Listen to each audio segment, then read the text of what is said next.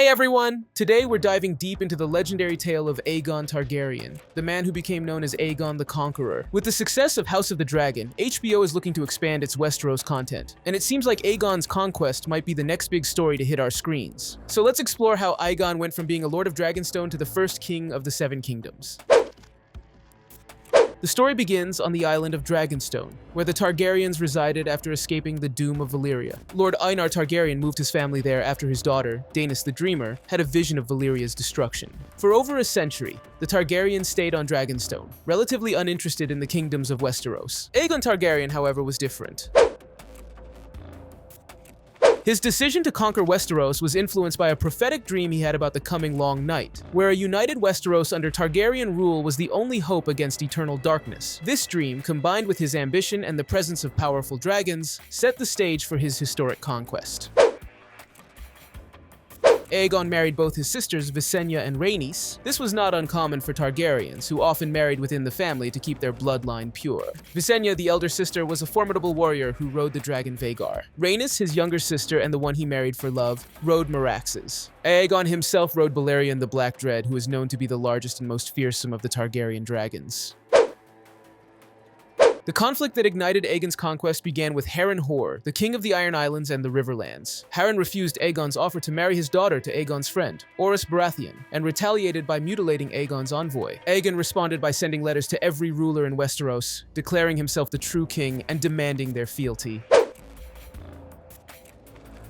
With less than 1,600 men, Aegon and his sisters landed at the mouth of the Blackwater Rush, where they built a fort that would later become King's Landing. They quickly gained the support of nearby houses, thanks to the intimidating presence of their dragons.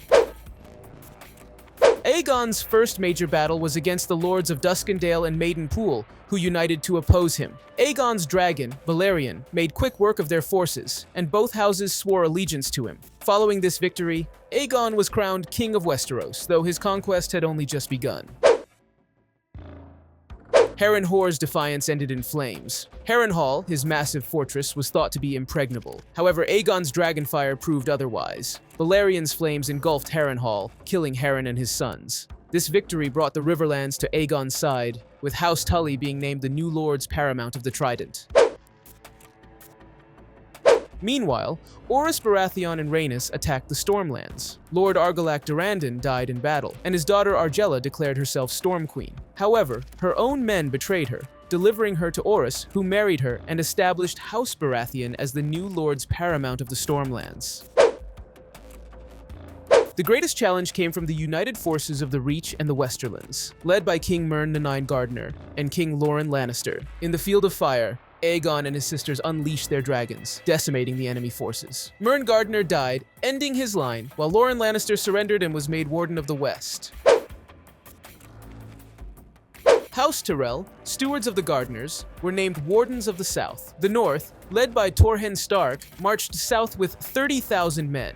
However, after seeing the devastation wrought by Aegon's dragons, Torrhen wisely chose to kneel, earning the title the King Who Knelt, and securing the position of Warden of the North for House Stark.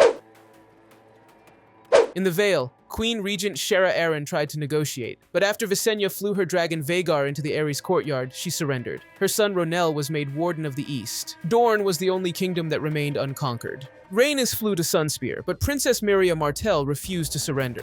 Aegon launched the First Dornish War, but the Dornish used guerrilla tactics, avoiding direct confrontation. In a devastating turn, Rhaenys and her dragon Meraxes were killed by a scorpion bolt. Aegon's attempts to subdue Dorne ultimately failed, and it remained independent until a later Targaryen Martell marriage.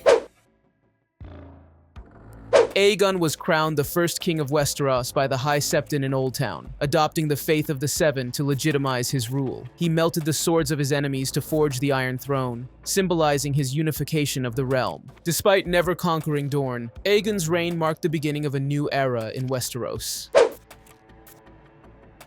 Aegon's conquest was not merely about power, but was driven by his prophetic dream of the Long Night. He believed that a united Westeros under Targaryen rule was essential to defeating the coming darkness. This secret was passed down through the Targaryen line, adding a layer of purpose to their rule. Aegon the Conqueror's story is one of ambition, vision, and sheer determination. His conquest reshaped Westeros, establishing a dynasty that would rule for nearly 300 years. As HBO explores this rich history, we can look forward to seeing how Aegon's legacy continues to influence the world of Westeros. That's all for today. What do you think about his story and the possible upcoming series? Let us know in the comments below. Don't forget to like, subscribe, and hit that notification bell for more such content. Thank you, and I'll see you next time.